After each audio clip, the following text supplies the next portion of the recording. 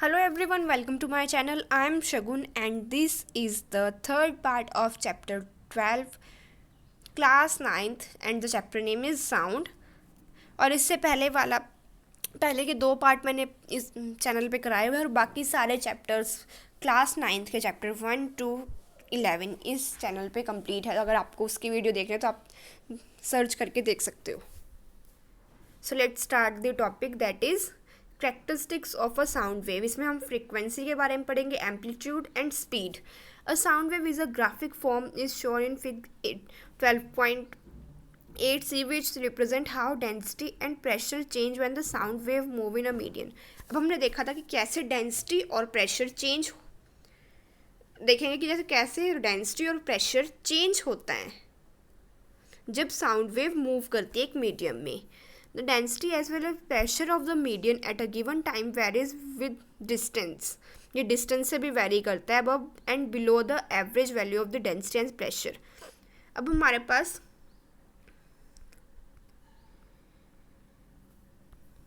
ये density के बारे में है, ये pressure का है और ये distance का है. So let's start. अगर देखो हमारे पास अगर density ज़्यादा होगी, पार्टिकल्स पास आएंगे, इसे हम बोलते हैं कॉम्प्रेशन. डेंसिटी कम होगी, पार्टिकल दूर जाएंगे, ये होता है रेरफ्रैक्शन. ऐसे ही डेंसिटी ज़्यादा होगी, पार्टिकल पास, डेंसिटी कम, पार्टिकल दूर. फिर से डेंसिटी यहाँ पे ज़्यादा हुई, फिर पार्टिकल पास आ गए, डेंसिटी कम हुई, पार्टिकल दूर चले गए. अब प्रेशर में क्या होगा? प्रेशर ज़्यादा होगा, पार्टिकल पास होंगे, प्रेशर कम होगा, पार्टिकल दूर होंगे. प्रेशर ज़्यादा होगा, पार्टिकल पास होंगे, प्रेशर कम होगा, पार्टिकल दूर होंगे. अगर डेंसिटी ज़्यादा हुई उसे हम बोलते हैं कॉम्प्रेशन, अगर डेंसिटी कम हुई उसे हम बोलते हैं रेरफ्रैक्शन. अगर प्रेशर ज़्यादा हुआ तो होगा कॉम्प्रेशन, अगर प्रेशर कम हुआ तो होगा रेरफ्रैक्शन. अब ये है डिस्टेंस का कि कहाँ पे कॉम्प्रेशन होगा, कहाँ पे रेरफ्रैक्शन होगा. ऊपर कॉम्प्रेशन होता है, नीचे रेरफ्रैक्शन होता है, और ऊपर वाले को हम जहाँ जो पीक होती है उसे हम बोलते हैं क्रस्ट, और जो वैली होती है उसे हम बोलते हैं थ्रो. और दो क्रस्ट के बीच का means this one distance is called wave length and it is represent by delta.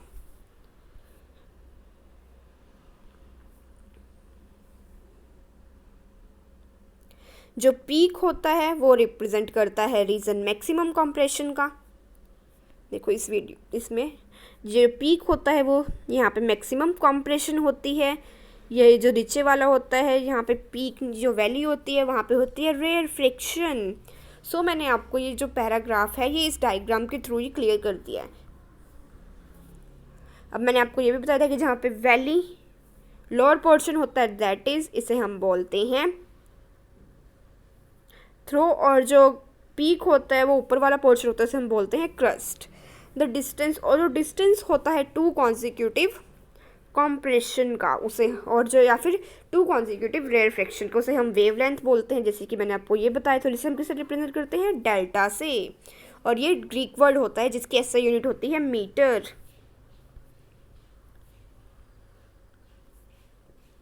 अब हमने वेवलेंथ पढ़ ली. इसमें कि वेवलेंथ क्या होता है? वेवलेंथ टू कॉन्जिक्यूटिव कंप्रेशन या फिर टू कॉन्जिक्यूटिव रेरफ्रैक्शन के बीच का डिस्टेंस होता है और इसे हम लैम्डा से रिप्रेजेंट करते हैं. Now come to frequency. अब फ्रीक्वेंसी क्या होता है? आप सपोज करो कि आप एक ड्रम को बीट कर रहे हैं, तो आप कितनी बार उस ड्रम को एक मिनट में बीट करते हो वो फ्रीक्वेंसी होगी बीटिंग द ड्रम. कि आपने कितनी बार ड्रम को बीट किया उसकी फ्रीक्वेंसी होगी. वी नो दैट व्हेन अब जैसे कि साउंड प्रोपिगेट करेगी मीडियम से तो उसमें कॉम्प्रेशन भी होगा, रेरफ्रैक्शन भी होगा. मतलब एक बार कॉम्प्रेशन हुआ, पास हुआ, सब कुछ एक बार रेरफ्रैक्शन हुआ, फिर कॉम्प्रेशन हुआ, फिर रेरफ्रैक्शन हुआ, फिर कॉम्प्रेशन हुआ, फिर रेरफ्रैक्शन हुआ. अब इसमें कितनी बार कॉम्प्रेशन हुआ, कितनी बार रेरफ्रैक्शन हुआ, इसे हम बोलते हैं फ्रीक्वेंसी.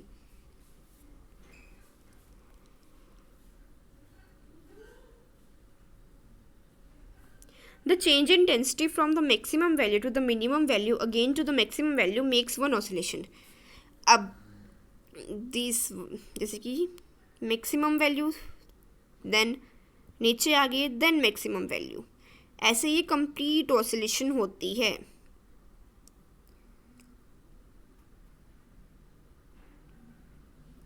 अब हम जैसे अब मैंने आपको जो बताया था, हम काउंट करेंगे नंबर कॉम्प्रेशन और रेयरफेक्शन के पर यूनिट टाइम में। हमें फ्रीक्वेंसी मिलेगी साउंड वेव की, इसे हम किससे रिप्रेजेंट करते हैं, वी से, और इसकी एसआई यूनिट है हर्ट्स। उसे हम, इसका शॉर्ट सिंबल होता है HZ हर्ट्स का।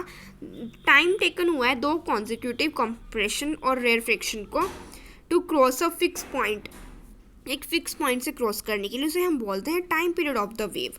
अब दूसरे वर्ड्स में हम ये भी कह सकते हैं, we can say that the time taken for one complete oscillation, एक कंप्लीट ऑसिलेशन को ख़त्म करने के लिए जितना टाइम पीरियड लिया गया है डेंसिटी ऑफ मीडियम में, called the time period of the sound wave, उस साउंड वेव का टाइम पीरियड होगा वो, और उसे हम रिप्रेजेंट करेंगे सिंबल T से।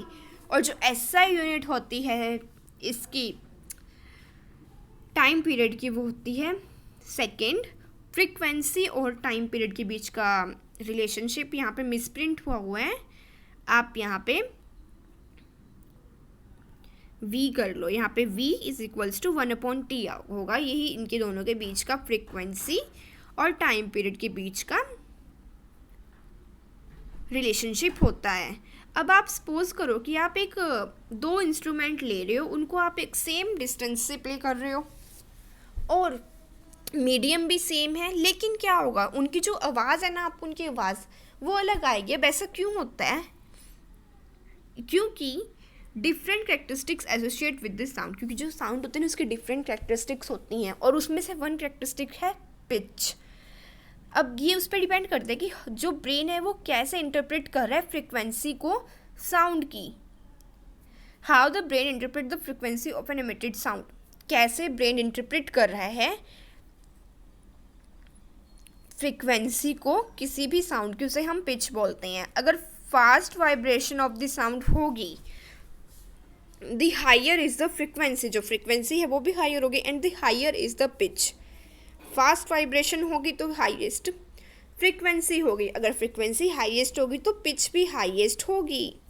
ऐसे ही अगर हायर पिच होगी तो sound corresponding to the more number of chord, pitch highest होगी तो कॉम्प्रेशन और रेयरफेक्शन के जो नंबर हैं फिक्स पॉइंट पर यूनिट टाइम में वो भी ज़्यादा होंगे। ऑब्जेक्ट ऑफ डिफरेंट साइज और conditions vibrate at different frequency, यही एक रीज़न है कि जो ऑब्जेक्ट होते हैं वो उनके डिफरेंट साइज होते हैं, कंडीशन भी डिफरेंट होते हैं, जब वो वाइब्रेट करते हैं ना, इसी वजह से वो फ्रीक्वेंसी जो प्रोड्यूस करते हैं उसकी डिफरेंट पिच होती है। देखो यहाँ पे वेव अगर लो पिच साउंड होगी तो वो ऐसे, मतलब उसमें ज़्यादा गैप होगा, अगर जो हाई पिच साउंड होगी वो ज़्यादा, उसमें कम गैप होगा। ऐसे ही जो लो पिच साउंड होगी उसमें फ्रीक्वेंसी लो होगी, हाई पिच साउंड होगी उसमें फ्रीक्वेंसी हाई होगी।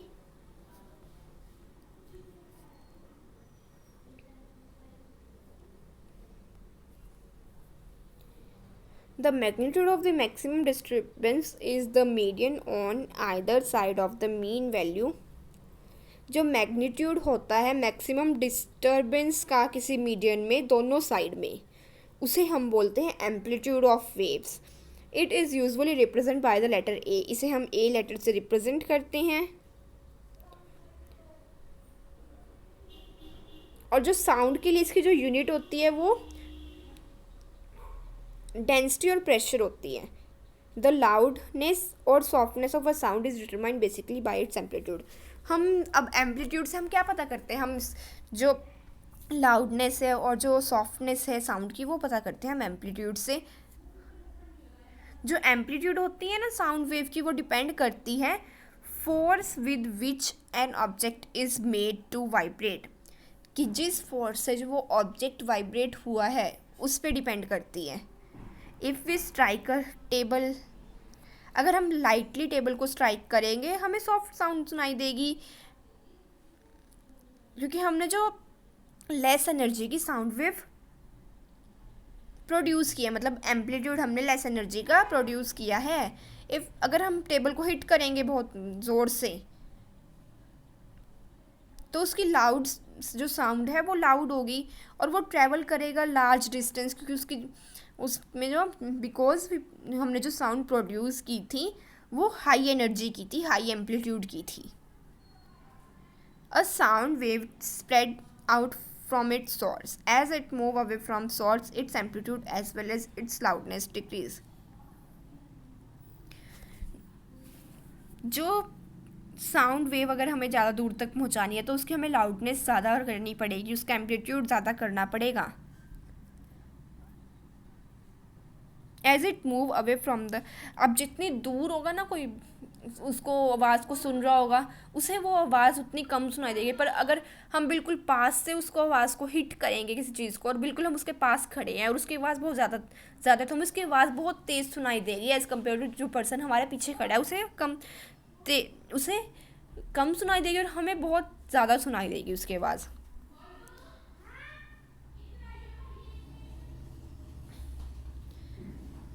ये होती है सॉफ्ट साउंड जैसे कि म्यूज़िक वगैरह की, ये होती है लाउड साउंड जैसे कि हम मतलब बहुत कोई भारी चीज़ हमने वो फेंक दी नीचे, उससे बहुत ज़्यादा तेज़ आवाज़ आई। The quality of sound is that characteristic which enable us to distinguish one sound from other having the same pitch or loudness. The sound which is more pleasant is said to be rich. जो sound होती है जो ज़्यादा soft होती है वो rich quality की होती है, और जो साउंड होती है single frequency is called a tone, जिसमें सिंगल फ्रीक्वेंसी होती है उसे हम टोन कहते हैं। जो sound which is produce due to a mixture, जो बहुत ज़्यादा सेवरल मतलब बहुत सारे मिक्सचर की आवाज़ साउंड होती है, जो बहुत चीज़ों को मिक्स करके प्रोड्यूस की जाए, बहुत सारी फ्रीक्वेंसी को मिक्स करके जो साउंड प्रोड्यूस की जाए उसे हम बोलते हैं नॉट, और वो प्लीजेंट होती है लिसनिंग के लिए। जो नॉइस होती है हम नॉइस को अनप्लीजेंट बोलते हैं, म्यूज़िक को हम प्लीजेंट बोलते हैं क्योंकि वो सुनने में अच्छा लगता है, पर नॉइस होता है जैसे कि हमने बहुत ज़्यादा ही लाउड म्यूज़िक चला दिया जो हमें इरिटेट कर रहा है, वो होती है noise. Now come to the speed of sound is defined as a distance which a point on a wave such as the compression or reflection travel per unit time. जो स्पीड होती है sound की उसे define किया गया है distance, वो distance जो प्रोड्यूस हुआ है एक वेव में, सच एज कॉम्प्रेशन और rarefaction travel per unit time. Means compression या फिर rarefaction per unit time में कितना डिस्टेंस कवर कर रहे हैं। अब स्पीड हमें पता है क्या होता है, डिस्टेंस अपॉन टाइम होता है। हेयर जो लैम्डा है वो है वेवलेंथ,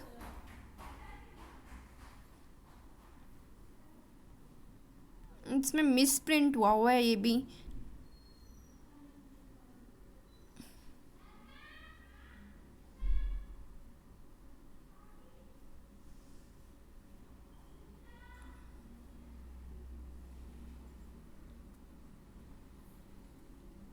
यहाँ पे आपका वी आएगा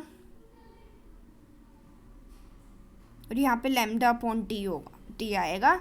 यहाँ पे जो लैम्डा है वो वेवलेंथ ऑफ साउंड है। It is the distance travel by the sound wave in one period of time, ये वन पीरियड ऑफ टाइम का डिस्टेंस है जो साउंड वेव ने ट्रेवल किया है। तो यहाँ पे जो वी है वो एज इट इज़ लिखा है हमने। अब यहाँ पे लैम्डा है, वन अपॉन टी की जगह हमने यहाँ पे वी लिख लिया। अब वी क्यों लिखा है, क्योंकि वन अपॉन टी वी के इक्वल होता है। हेयर वी मीन्स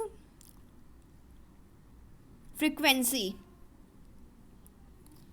ये सिंबल है फ्रीक्वेंसी का और ये स्पीड का है सिंबल, और ये फ्रीक्वेंसी का, इन दोनों में डिफरेंस आपको दिख रहा है। सो यहाँ पे जो स्पीड है वो आ जाएगी आपकी वेवलेंथ इनटू फ्रीक्वेंसी। जो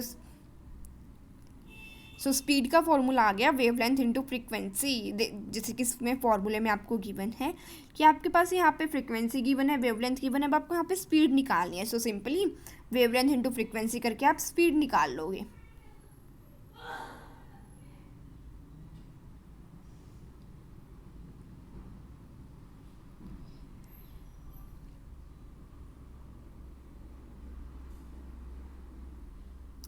the amount of sound energy passes each second through unit area is called intensity of sound. जो अमाउंट है साउंड एनर्जी की जो पास कर रही है ईच सेकेंड, हर एक सेकेंड में एक यूनिट एरिया में, उसे हम बोलते हैं intensity of sound. We sometime use the term loudness and intensity interchangeable. हम कई बार इंटेंसिटी और लाउडनेस दोनों टर्म्स यूज़ करते हैं, लेकिन ये दोनों सेम नहीं होती है। लाउडनेस का मतलब होता है response of year of sound. Even when two sounds are of equal intensity, we may hear one as loud than other simply become our ear detect it's better. कई साउंड लाउड होते हैं, means जो बहुत तेज़ sound होते हैं उसे हम लाउड साउंड बोलते हैं। सो इससे नेक्स्ट टॉपिक हम नेक्स्ट वीडियो में करेंगे। Thank you.